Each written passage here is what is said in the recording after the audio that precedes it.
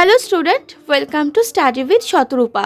তো প্রথমেই বলে রাখি, ব্যাকগ্রাউন্ডে তোমরা একটু আওয়াজ পাবে, তো একটু অ্যাডজাস্ট করে নিও। তো আজ ছিল আমাদের WBSSC গ্রুপ ডি পরীক্ষা। তো আমার কাছে কোয়েশ্চেন বুকলেট নাম্বার সিটা ছিল।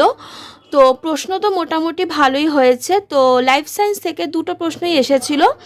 তো 18 নম্বর প্রশ্নটা ছিল গ্লুকোমা যদি চোখে হয় তাহলে জন্ডিস কোথায় হয়। তো জন্ডিস রোগটা হয় হচ্ছে যকৃৎ মানে লিভারে। তো অপশান বি হবে সঠিক উত্তর।